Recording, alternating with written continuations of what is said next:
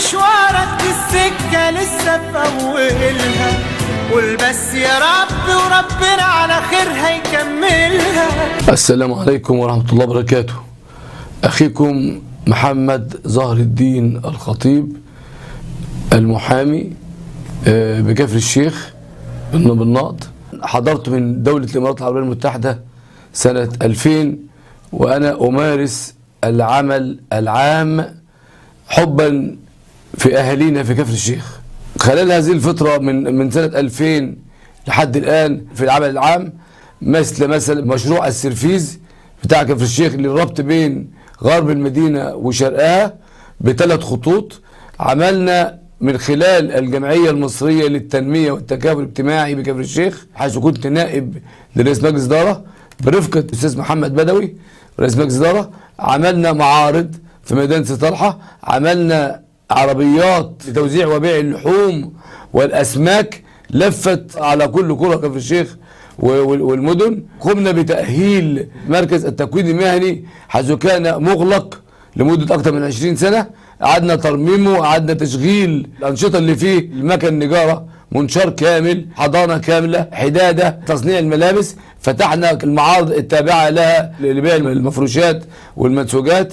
فتحنا مشروع لبيع الأسماك للمواطنين وما زال شغال. السرفيز اللي عملناه كان مشروع كويس جدا، 3 خطوط لربط بين كفر الشيخ بغربها بشرقها. طبعا الواحد يتمنى انه يستكمل المسيرة، وطبعا استكمال المسيرة ديت لابد من وضع اجتماع معين كعضو مجلس الشعب يقدر يحرك الحاجات ديت. على سبيل المثال احنا عندنا في كفر الشيخ هنا في البندر 3 دار مناسبات، دار مناسبات الرحمة ودار مناسبات سيد مبارك مغلقين ومهملين، عايزين يفتتحوا عشان الناس تستخدمهم.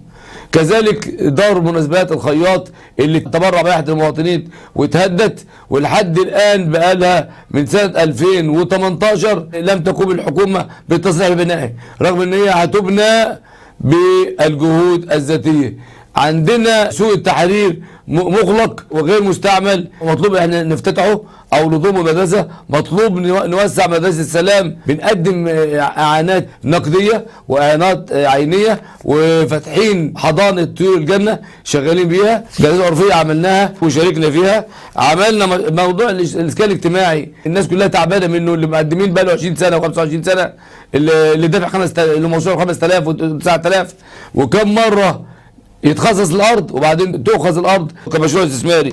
عمارات الشباب منطقه ضخمه جدا عندنا وفيها كثير من السكان، فيها كل الخدمات فيها غير موجوده، محتاجه رصف، محتاجه اناره، محتاجه كاميرات مراقبه، محتاجه صرف صحي. منطقه العشوائيات اللي هي عند المقابر الجديده عايزين عايز احوط المقابر القديمه والمقابر الجديده وتركب فيها كاميرات واناره، لان بتستخدم استخدامات غير سليمه كشرب المخدرات وحاجات كتيره جدا لا داعي لذكرها. انتظرونا في فيديو لاحق ان شاء الله. لسه في اولها، قول بس يا رب وربنا على خير هيكملها.